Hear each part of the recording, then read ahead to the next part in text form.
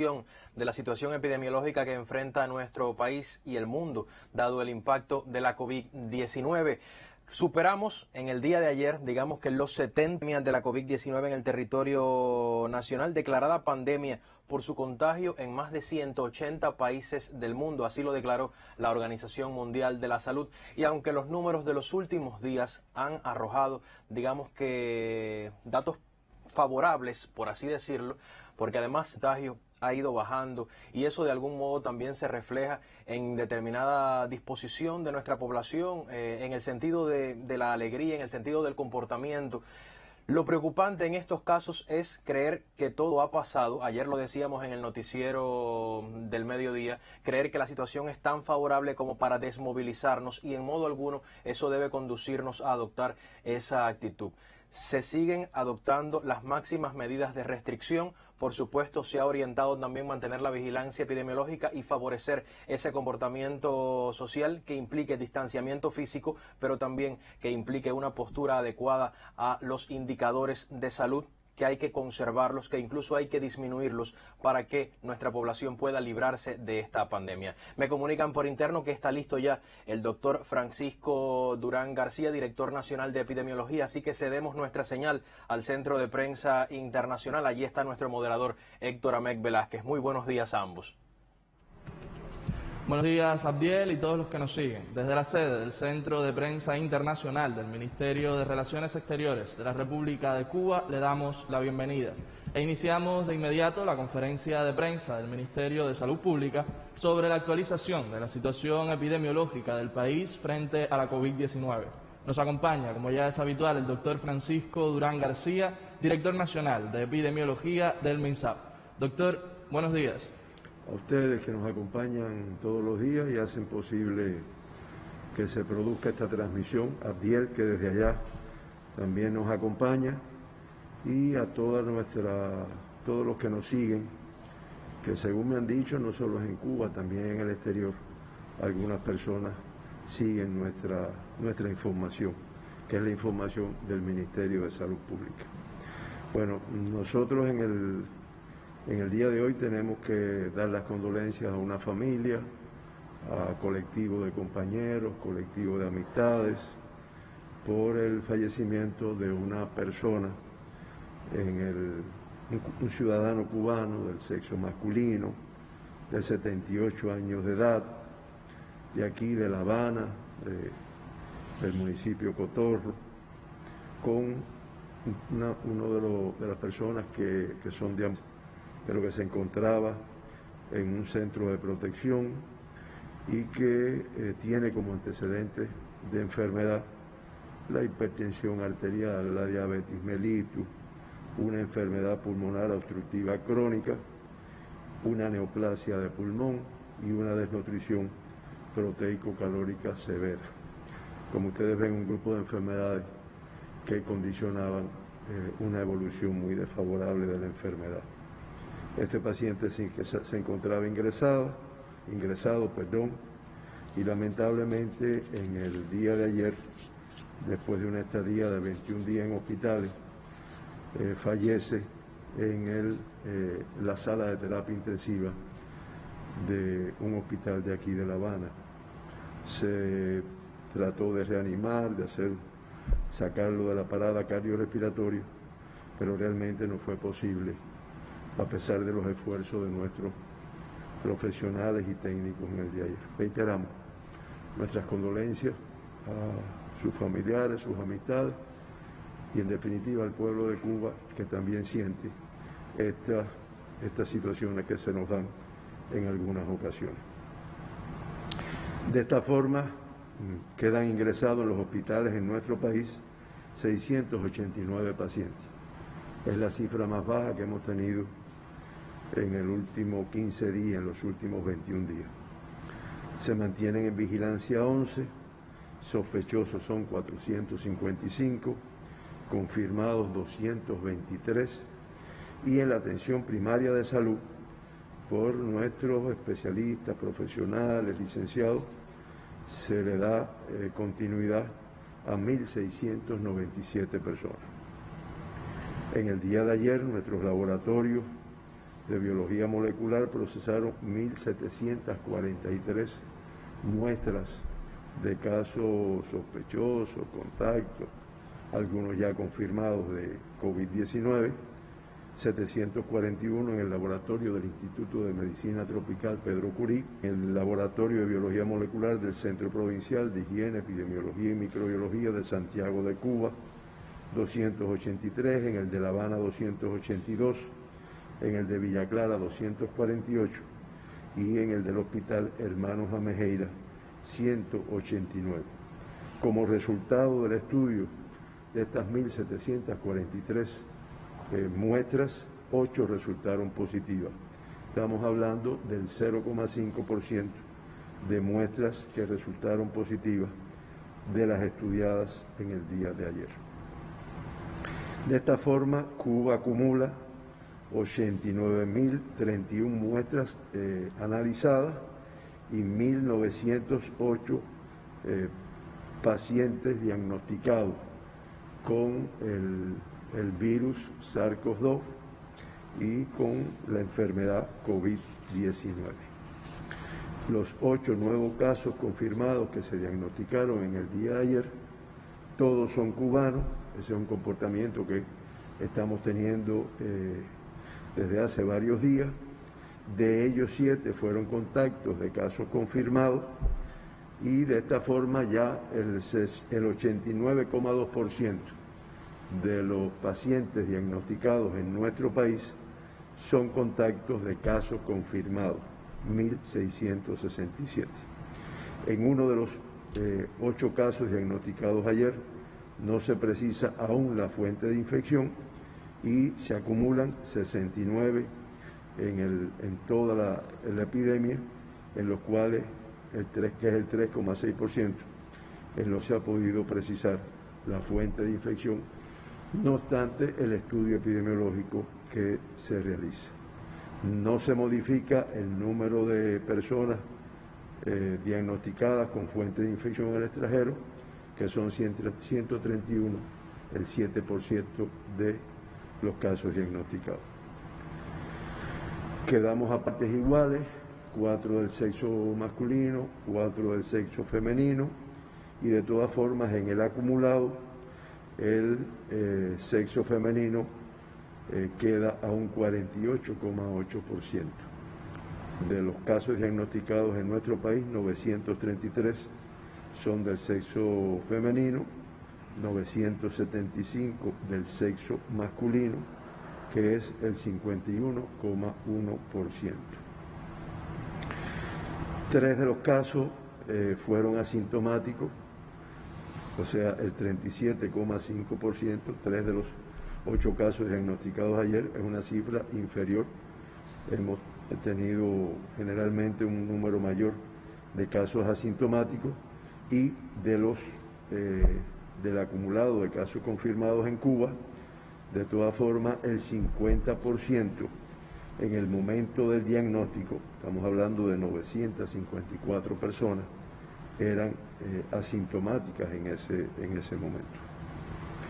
Por grupos de edades, hay 4 casos en el grupo de 9 años, 2 de 20 a 39 años, y tenemos que decir que en el grupo de los menores de 1 año tenemos una niña de 6 meses del municipio Matanza, que fue diagnosticada en el día de ayer, contacto de un caso positivo, por lo tanto ya se encontraba ingresada la niña en el momento del diagnóstico, del momento que se confirmó la persona de la cual ella es contacto. La niña está bien y al igual que han tenido una evolución favorable los 194 niños que en nuestro país se acumulan con diagnóstico de COVID-19. De ellos, de los 194, ya 166 se encuentran de alta. Por provincias, 6 casos de La Habana, de los municipios San Miguel del Padrón, Habana Vieja, Centro Habana, Boyeros, Arroyo Naranjo y Habana del Este, 1 de cada uno de estos municipios, y en el caso de la provincia de Matanza, que es la que tiene 2 casos, son los 2 del municipio Matanza. Ustedes lo tienen ahí en el cuadro, y como siempre comento, pues de las tasas de incidencia de casos positivos, al distribuir estos 8, no me voy a referir al acumulado porque se mantiene la isla en primer lugar con un 50,4, La Habana con 42,8, Villa Clara, bien. Ese es el comportamiento desde que comenzó la pandemia en nuestro país. Pero vamos a referirnos específicamente a los últimos 15 días, que nos da una imagen mucho más cercana a la realidad de lo que está pasando en estos momentos. Y al igual que en el día de ayer, ahí se mantiene en primer lugar la provincia de Matanzas, con una tasa de incidencia de casos positivos al COVID de 7,9 por 100.000 habitantes, la provincia de La Habana con una tasa de 5, la provincia de Villa Clara con una tasa de 3,1, la provincia de Ciego de Ávila con una tasa de 2,1, Camagüey con 1,4, Santi Espíritu 0,9, Mayabeque 0,5, Holguín 0,4, Artemisa 0,4, Las Tunas 0,4, Pinar del Río 0,3 y, como dijimos desde el día de ayer, el municipio especial Isla de la Juventud, Cienfuegos, Santiago de Cuba, Guantánamo y Granma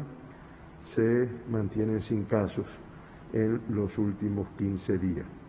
Ayer veíamos en algún momento en algún reportaje el alta de la última, un alta muy emotiva, con participación de salud, de la población, de las organizaciones de masa, del último caso que se encontraba ingresado en el municipio especial de la Isla de la Juventud.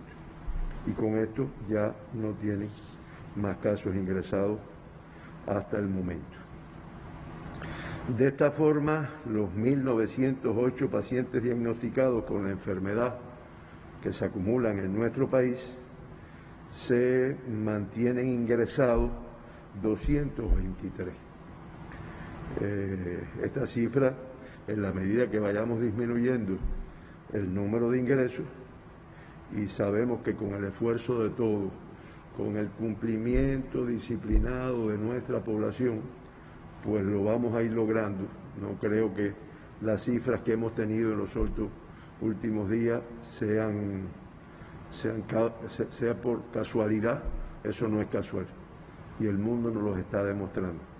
Pero cuando se adopta un grupo de medidas que, como han reiterado todas nuestras autoridades, nuestro presidente, pues tenemos que cada vez apretar un poco más.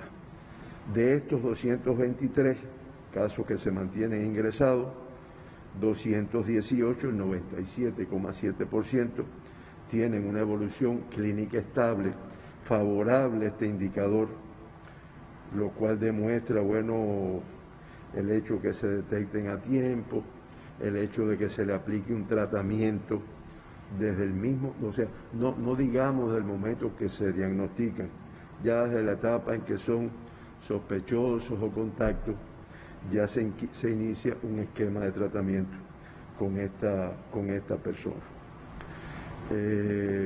Lamentablemente, sido que tuvimos que se informó en el día de ayer, que se produjo ayer, pues se acumulan 80 fallecidos. Esto nos da una letalidad de 4,19 y, como también analizamos todos los días, Cuba se mantiene en el lugar número 15 en relación con la tasa de la letalidad, o con la letalidad, por ciento de letalidad en la región de las Américas. Es la posición que ocupa Cuba con la tasa de 4,19, la letalidad en la región de las Américas de un 5,93% y de los 35 países, 11 tienen una tasa por encima del 5,93, que es la tasa de la región de las Américas. Esta es la situación en relación con la letalidad en nuestro país. Se mantienen los 2 evacuados que siempre mencionamos. Se efectuaron en el día de ayer 30 altas, otro indicador favorable, un número muy superior de altas al número de ingresos, son 30 altas y 8 ingresos, y de esta forma ya 1.603 personas de las 1.908 diagnosticadas en nuestro país, pues se han recuperado. Ese es el 84%. Se han recuperado, están de alta, están incorporados a su actividad. Hoy tenemos que informar que mantenemos un crítico, uno menos que en el día de ayer, y 4 graves, 2 menos que el día de ayer. El crítico que se mantiene ingresado pertenece a Matanzas y está en el Hospital Militar Mario Muñoz Monroy de esta provincia. Había otro paciente crítico en el día de ayer, una paciente que se encuentra en el Hospital Manuel Fajardo de Villa Clara, que ya en estos momentos su PCR es negativo. O sea, no podemos decir que mantenga el diagnóstico, o sea, que tenga COVID-19 en estos momentos, pero se informa también y se mantiene ingresada hasta su evolución.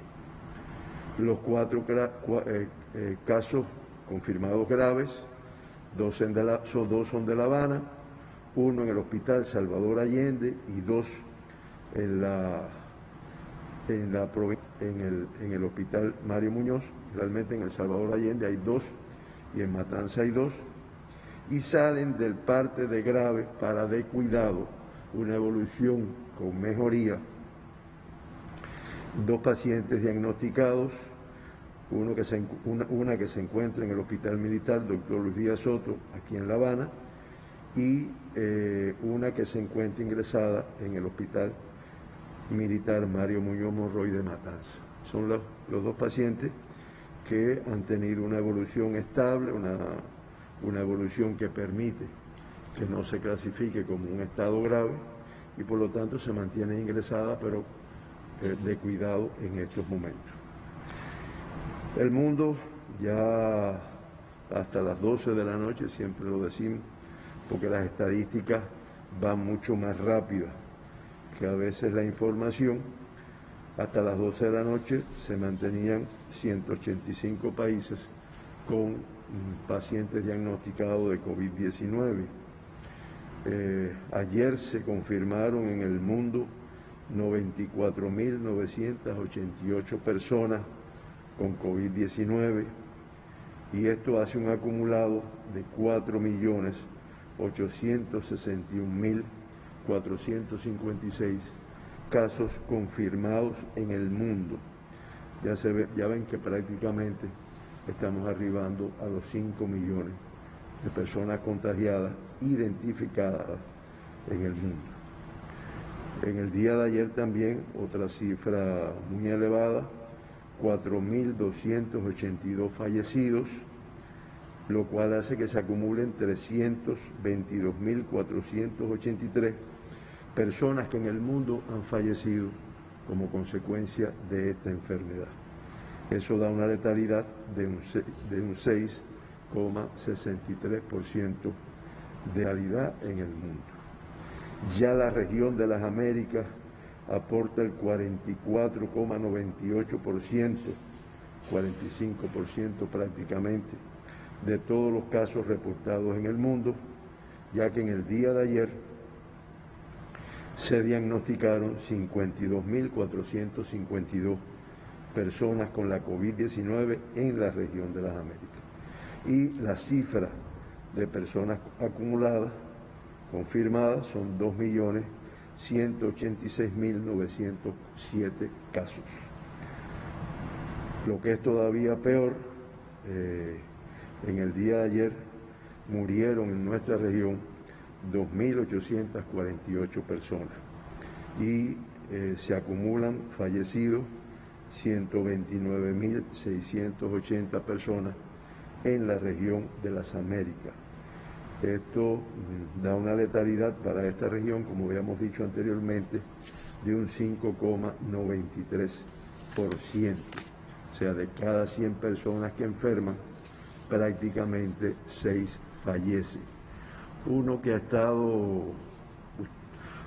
por el trabajo que desempeña y muchas personas porque siguen esta pandemia desde que nos empezamos a dar cuenta de la magnitud de la misma. De verdad que uno todos los días lo va diciendo, ¿no? Pero no recuerdo haber asistido a un evento que provocara la muerte de tantas personas día tras día, y que muchas veces uno se pregunta, bueno, ¿y cuándo parará esto? La misma población pregunta, bueno, ¿y esto hasta cuándo va a ser? Nosotros seguimos con nuestras medidas muy rigurosas, nuestro seguimiento diario por presidente, primer ministro, viceprimeros ministros, ministros, y toda nuestra población, la defensa civil, las organizaciones.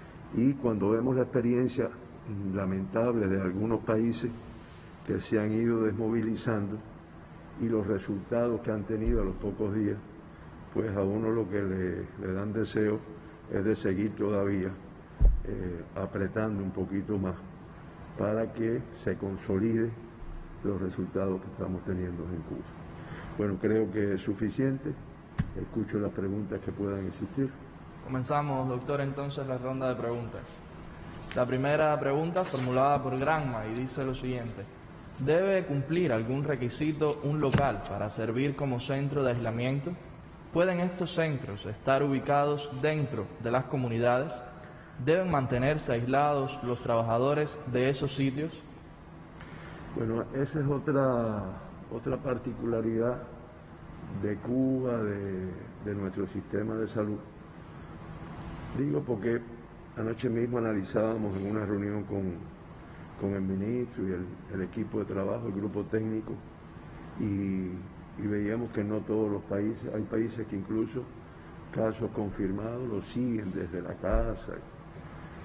Pero en Cuba, como también explicamos ayer, desde el mes de enero que se elaboró nuestro plan, el plan tiene previsto el ingreso del 100% de los confirmados, el ingreso del 100% de los sospechosos, el ingreso del 100% de los contactos, el contacto de todos los más cercanos, los más distantes. Hemos tenido centros para ingresos. ¿Se acuerdan que cuando se decidió, hubo un momento también relacionado con el momento en que se limitaron la entrada de extranjeros a Cuba, en el cual se crearon centros para todas las personas que arribaran de todas formas, porque había un grupo de vuelos programados, pues iban para esos centros de aislamiento, iban y van. Todavía hoy cualquier extranjero que llegue a nuestro país va a esos centros de aislamiento y ahí permanece durante 14 días, se le hacen las pruebas hasta descartar que no tenga la enfermedad. Y así tenemos centros de aislamiento para viajeros que lleguen del exterior, centros de aislamiento para contacto, centros de aislamiento para sospechosos en algunas ocasiones que no tienen una gran complejidad de síntomas, y en estos centros se cumplen con los mismos requisitos que para un hospital con casos confirmados. Desde el punto de vista de la protección de nuestro personal, desde el punto de vista del protocolo de permanencia de las personas que están en esos lugares durante 14 días, la realización de las pruebas para descartar la enfermedad, y el personal que trabaja en estos lugares pues cumple con los mismos requisitos que los demás. Una vez que termina un periodo de trabajo de 21 días, pues se somete a un aislamiento para ver si aparece algún síntoma, y al final de su estancia en el aislamiento se le realiza también un PCR en tiempo real para cuando ya se diga, ya te incorporas a tu vida normal, a tu trabajo y a todo, pues está totalmente negativo. No te contagiaste. ¿Por qué? Porque este es un personal que dentro de todos estamos expuestos. Nos podemos encontrar cualquier persona asintomática con la enfermedad, pero no con personas que pudieran ser, son personas que muchas veces ya tienen la enfermedad y la están incubando. Esos son los centros, me preguntaban, ¿no? ¿Se tienen apartados, confinados?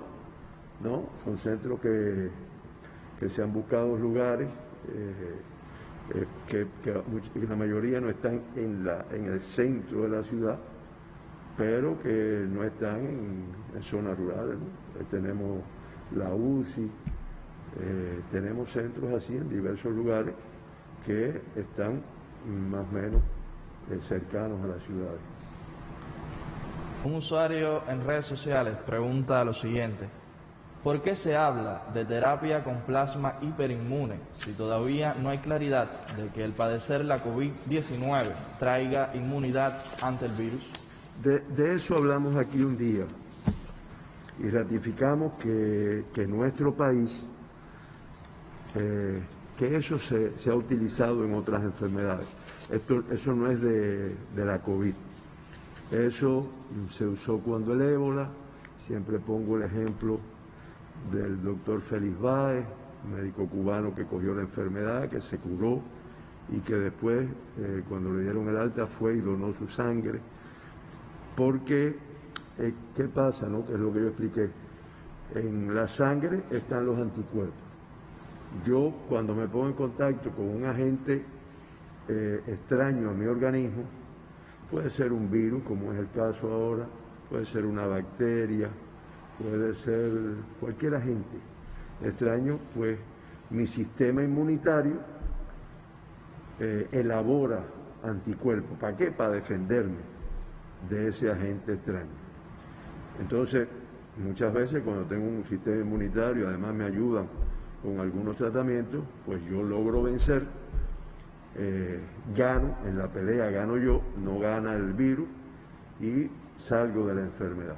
Pero siempre queda un nivel de anticuerpos en la sangre. Como también he explicado, hay enfermedades que te dejan un nivel de anticuerpos que es para toda la vida.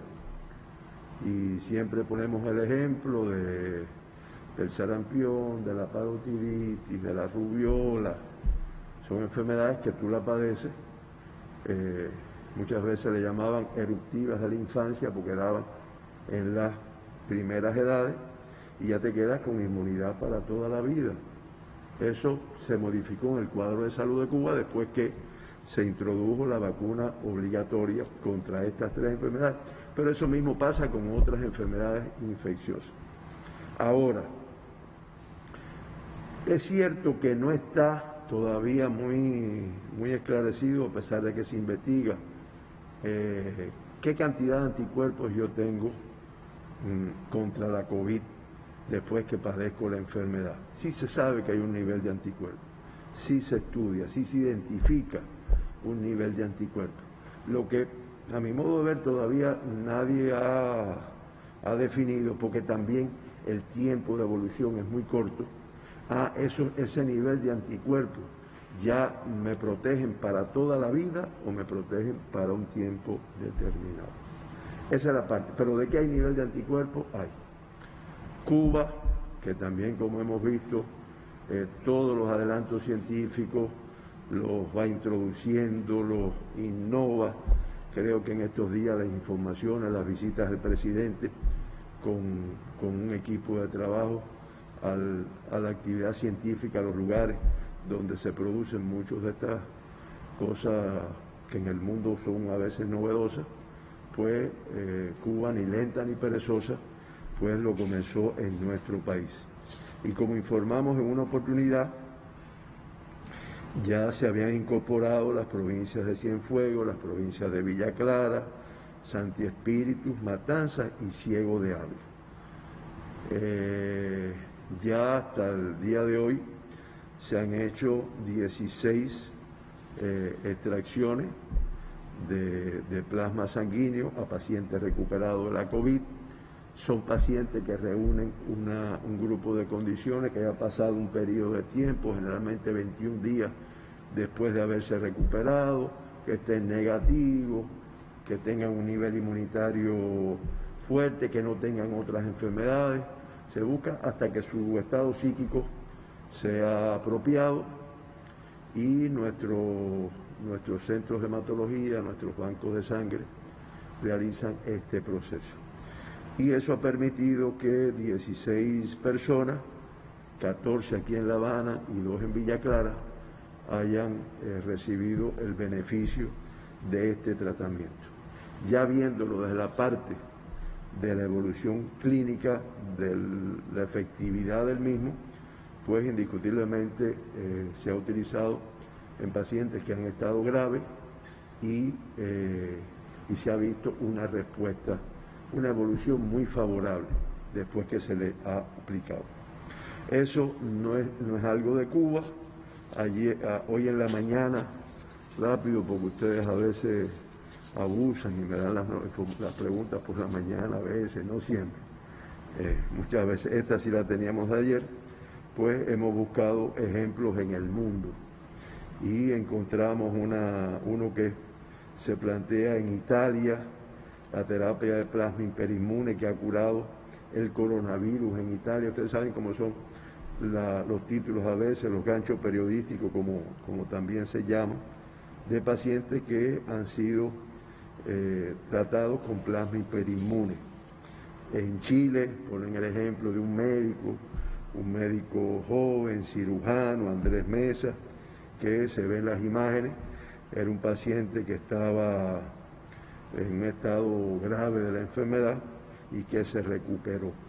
O sea, aunque quizás no esté muy bien demostrado por qué tiempo es la inmunidad que te deja la enfermedad, lo que sí se ha demostrado es que hay un nivel de anticuerpos suficiente como para, con la administración de este suero hiperinmune, pues permita que los pacientes en estado grave, en estado crítico inicialmente a veces, pues puedan recuperarse de la misma. Y reitero, Cuba trabajando, todas estas provincias trabajando y con una disposición, que es lo que siempre se hace, lo que se llama el consentimiento informado.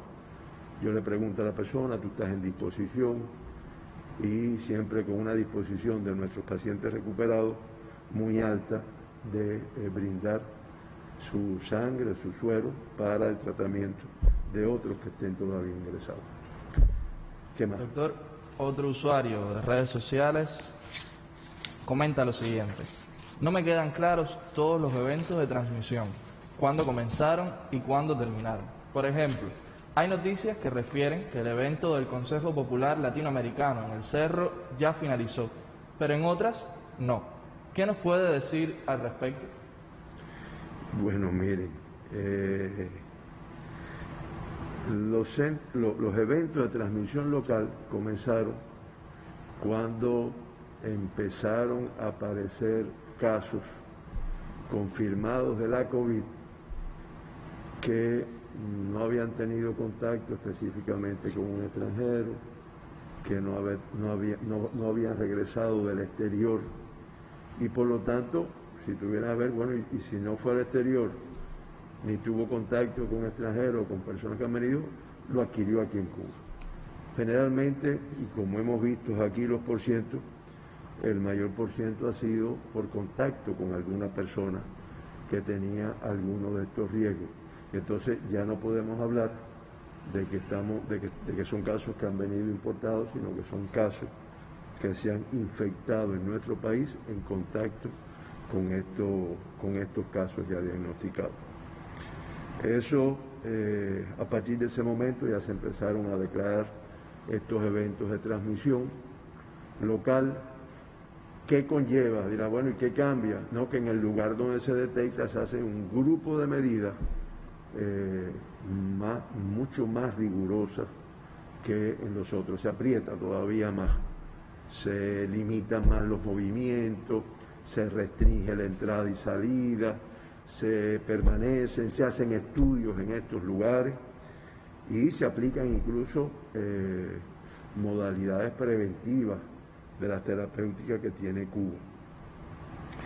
Hasta el día de ayer, Cuba había notificado un total de 44 eventos, de los cuales ya 30 están cerrados.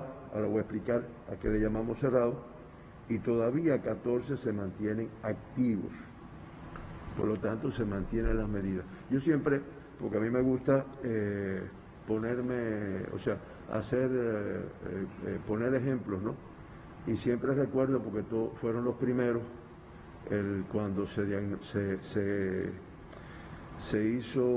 diagnosticó, se organizó, se tomaron las medidas en la comunidad Camilo Cienfuegos del municipio San Cristóbal de Pinar del Río.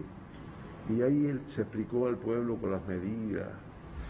Después, ya aquí en La Habana, en el Consejo Popular del Carmelo, también con un grupo de medidas, y esos eventos fueron de los primeros que cerraron. Estos eventos se mantienen abiertos, y cuando yo digo abiertos se mantienen con medidas de restricción más rigurosas hasta 28 días, que son 2 periodos de incubación máximo de la enfermedad, después del último caso confirmado en ese lugar. Eso es para tener la seguridad de que cuando ya se decide, no vamos a aplicar las mismas medidas que existen en toda Cuba, no vamos a hacer nada extra aquí, pues, aunque siempre se mantiene una vigilancia, pues se hace después de los 28 días de aparición del último caso confirmado, de los primeros síntomas.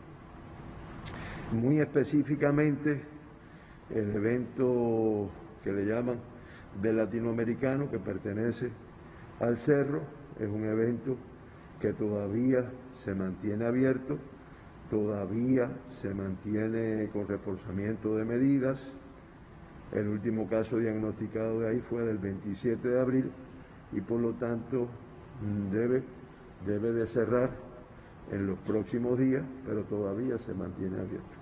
Y en esta situación, reitero, tenemos 14 eventos activos en nuestro país. Doctor, así terminamos la ronda de preguntas. ¿Alguna última precisión?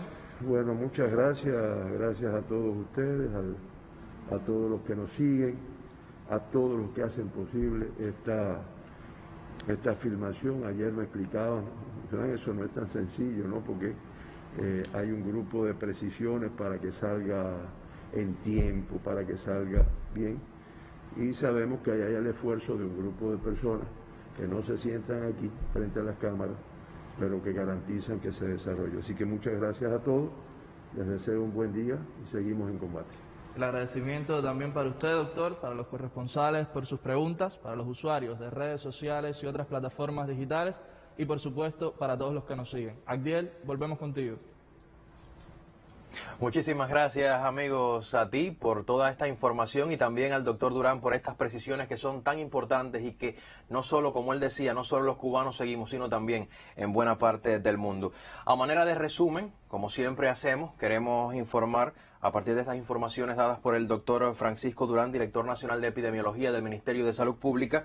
Se reportó en la jornada de ayer un caso fallecido, una persona de 78 años de edad de La Habana, que se encontraba en el Centro de Protección Social para Personas con Conducta Deambulante, conocido como Las Guásimas, en El Cotorro, aquí en la capital, donde días atrás se reportó un evento de transmisión local ya bajo control. En este caso, ese paciente fallecido nos lleva a tener o que Cuba acumule 80 personas fallecidas por la COVID-19 en los meses que ha durado esta pandemia en nuestro país. Ojalá no se reporte ningún caso más, porque además los esfuerzos del personal de la salud también están vinculados a ello. De cualquier modo, también se realizaron en la jornada de ayer 1.743 muestras o test, en este caso, 8 nuevos casos positivos arrojaron las mismas, todos cubanos, 7 contactos de casos confirmados. En un caso no se precisa la fuente de infección, aunque continúa, por supuesto, el estudio epidemiológico para detectar cuál es la fuente de contagio. De esos 8 nuevos casos, 3 asintomáticos, un caso se mantiene como crítico y hay 4 casos que se reportan como graves, al tiempo que 218 personas muestran una evolución clínica favorable, y en la jornada de ayer fueron dadas de alta 30 personas para un total de 1.603. Las provincias que reportaron estos casos son La Habana con 6 y Matanzas con 2. Ahí están los municipios en cada caso: San Miguel, Boyeros, Habana del Este, Arroyo Naranjo, Centro Habana y Habana Vieja, un caso cada uno. Y en el caso del municipio de Matanzas es el que resume, digamos, que los casos de este territorio.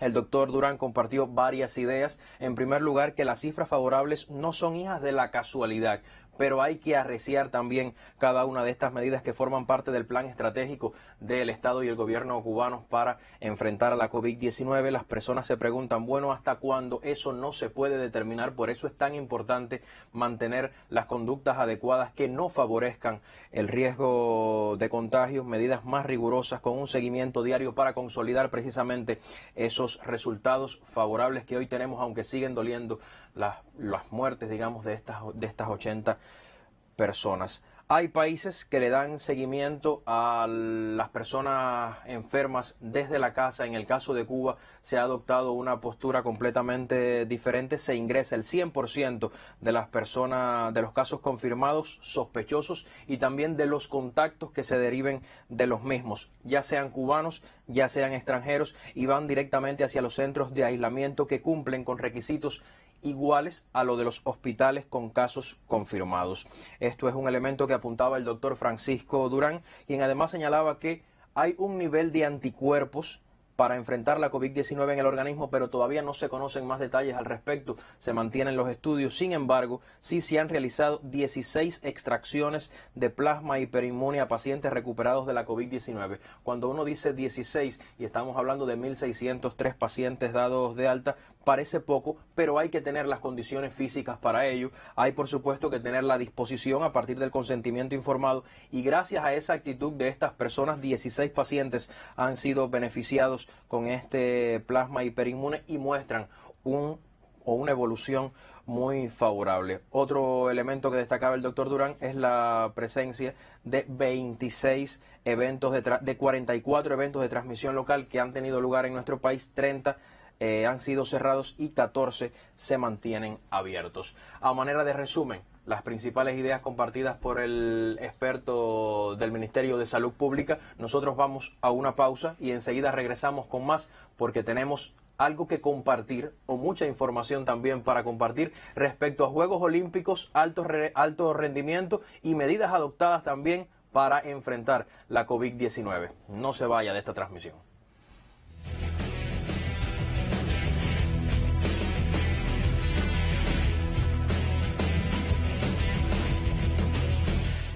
El mejor de los disparos, la tirada perfecta, el 10 que vale oro, todo eso y mucho más si derrotamos a la COVID-19. Y esa alegría bien vale la pena del esfuerzo de todos. La mejor medalla es la salud.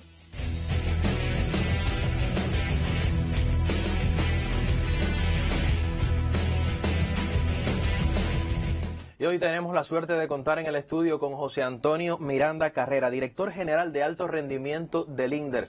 Qué bueno que está usted con nosotros acá, José Antonio, porque además a nuestra población le gusta mucho el deporte, le gusta mucho conocer cuál es la preparación o cómo es la preparación de nuestros deportistas ahora que se han pospuesto los Juegos Olímpicos. Pero yo pienso que lo fundamental, lo podemos comenzar hablando de las medidas que ha implementado el alto rendimiento también para enfrentar esta pandemia. ¿Cómo ha sido? ¿Qué han hecho ustedes? Sí, buenos días, Diel, y a nuestros televidentes. Yo creo que a partir de crearse el grupo temporal de trabajo para enfrentar la pandemia en el organismo, se tomaron un grupo de medidas importantes, y en el caso del alto rendimiento también está presente en este gran grupo de medidas que se tomaron.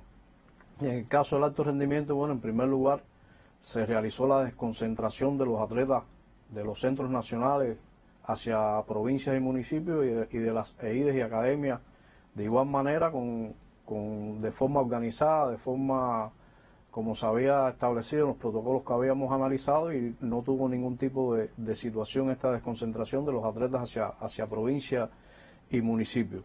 También, bueno, se tomó la decisión de regresar al país de aquellos atletas que estaban en bases de entrenamientos de preparación y un grupo de atletas contratados que estaban en el exterior. Y al regreso también se llevó a cabo todo un protocolo de aislamiento, es decir, fueron llevados a los centros de aislamiento y se cumplió con la cuarentena que estaba prevista en cada uno de los casos sin ningún tipo de problema. Hoy tenemos todavía en el exterior 45 atletas de los contratados que no regresaron por diversas razones. Con los que se mantiene comunicación.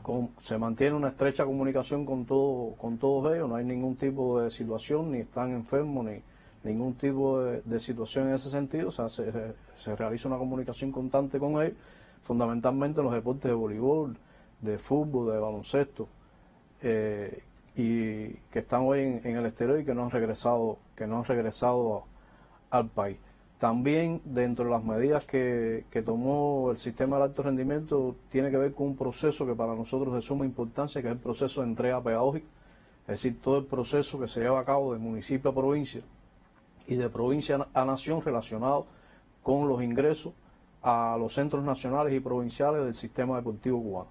En este sentido, tuvimos que hacer cambios en la forma de hacerlo. Nosotros lo hacíamos de forma presencial, recorriendo el país, con la ventaja que tenemos hoy de tener registrados todos los atletas de perspectiva inmediata del país con posibilidad de ingresar a los centros nacionales y provinciales. Este proceso se nos hizo más fácil realizarlo a nivel de provincia, y se dieron un grupo de indicaciones en ese sentido para poder realizarlo de forma correcta y no comprometer el resultado de la reserva deportiva, el resultado del deporte cubano en sí con relación a la continuidad de las matrículas de estos atletas. No pensando en un evento en específico, estamos hablando de la salud de los atletas, de mantener su preparación, pero asegurando sobre todo que estén en un buen estado físico. Otra de las medidas, bueno, nosotros en ese sentido, al regresar los atletas se dieron un grupo de indicaciones desde el punto de vista metodológico a realizar en esa etapa. Y en el caso de los equipos nacionales se indicó realizar un periodo de tránsito de 4 semanas, pensando de que, bueno, se podían reincorporar nuevamente a los equipos nacionales, que en la práctica no fue así. Claro. Y bueno, se hizo ese periodo de tránsito y a partir de ahí, bueno, se dieron un grupo de indicaciones para mantener el trabajo desde los hogares y mantener una preparación física de forma general. Es decir, los ejercicios que se indicaron fueron fundamentalmente para la parte física de forma general, para poder mantener un estado, porque ya la preparación había prácticamente concluido a raíz de que ya se hiciera oficial la posposición de los Juegos Olímpicos y los clasificatorios a los Juegos Olímpicos. Eso lo hemos estado viendo en varios espacios del sistema informativo de la televisión cubana. Yo le propongo una pausa. Enseguida regresamos para hablar sobre Juegos Olímpicos y preparación hacia este evento tan importante que además forma parte de los sueños de nuestros deportistas de alto rendimiento. Y vamos hasta Santiago de Cuba, porque allí el Centro Provincial de Medicina Deportiva tiene 120 trabajadores en activo prestando ayuda psicológica desde diferentes plataformas y visitando casa a casa a los atletas en activo de la llamada Tierra Caliente y a glorias del deporte cubano. Desde el inicio de las restricciones y el aislamiento social dictado por la dirección del país, el Centro Provincial de Medicina Deportiva de Santiago de Cuba ha mantenido el trabajo que los caracteriza. La labor en equipo es fundamental. La tríada médica, psicólogo, fisioterapeuta y médico desde su zona de residencia han atendido a más de 3.600 atletas, además de la extensión a la familia. Diariamente, más de 100 héroes de batas blancas visitan glorias deportivas y trabajadoras del INDEP en la continuación del desempeño en tiempos de normalidad. Se suma además la atención psicológica por teléfono, física y virtual. Los especialistas en esta materia mantienen la salud mental de los atletas en un cambio total de la rutina. El Centro Provincial de Medicina Deportiva de Santiago de Cuba arriba a más de 7.600 pesquisas en toda la provincia desde finales de marzo. Brita García Alberteri, Sistema Informativo de la Televisión Cubana. En torno a los Juegos Olímpicos, profesor, ¿cuántos clasificados tenemos? ¿Cómo ha sido esa preparación? ¿Qué ha direccionado esa preparación? ¿Bajo qué preceptos? Bueno, decir en primer lugar que nosotros tenemos una preselección hacia esos Juegos Olímpicos de 253 atletas.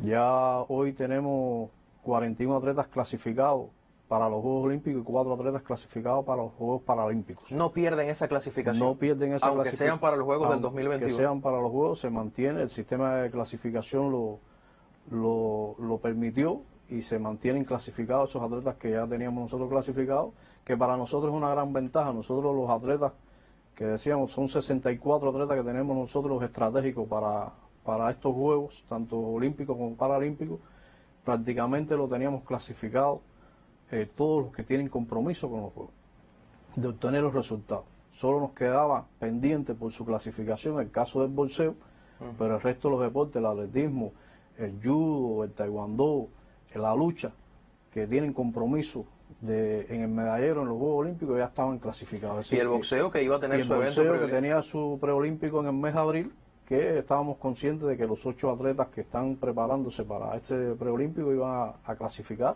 Ahora, usted habla de ventajas, sin embargo, eso también representa un reto porque las condiciones no son las mismas. Uno se prepara, hace su plan de entrenamiento y todo, me imagino, en el alto rendimiento pensando en una fecha en específico. Ahora hay que cambiarla y puede que para el 2021 esos atletas no estén en las mejores condiciones. ¿El reto es mantenerlos así? Bueno, nosotros le estaremos prestando una especial atención a los sistemas de preparación que se van a diseñar para estos Juegos. Si es un año más de preparación, coincide también que vamos a tener clasificaciones a los Juegos Centroamericanos y el Caribe.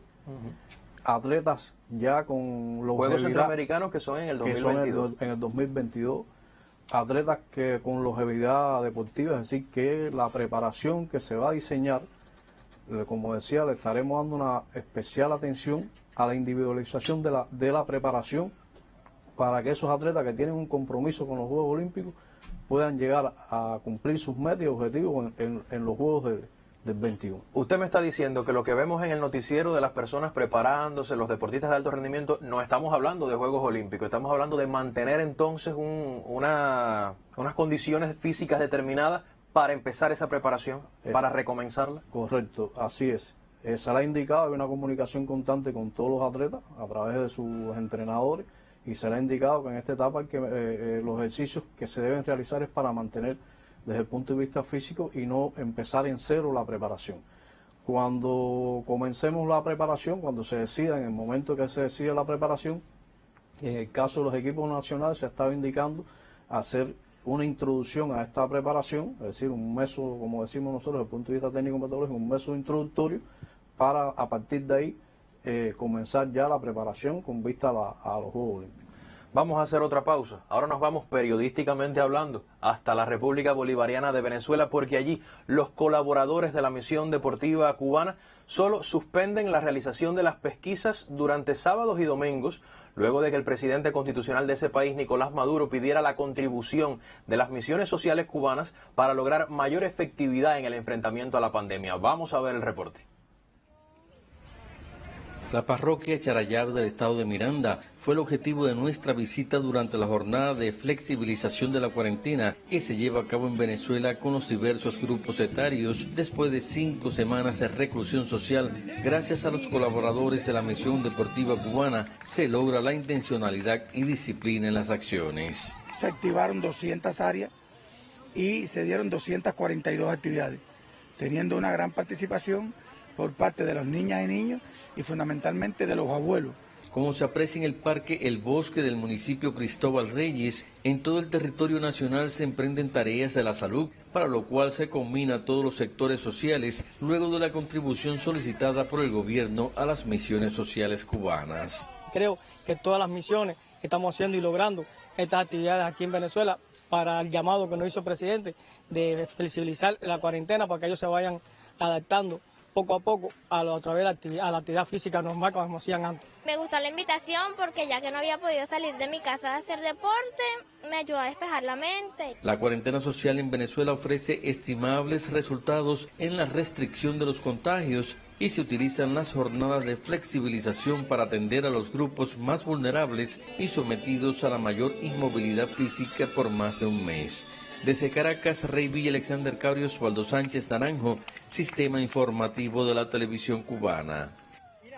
Hemos hablado de Juegos Olímpicos, de preparación de nuestros deportistas, de que los clasificados no pierden su clasificación para este evento que es el sueño de tantos deportistas en todo el mundo, pero algo que preocupa mucho y que por supuesto nuestra población quiere saber en torno al retorno de la Serie Nacional de Béisbol en su edición número 60. ¿Qué es lo que tiene planificado, previsto el INDER y el alto rendimiento? Bueno, con relación a la 60 Serie Nacional de Béisbol, son de los eventos que estamos protegiendo realizar en esta etapa cuando se decida, ¿no? Y la tenemos contemplada en la segunda fase del plan que tiene previsto el organismo.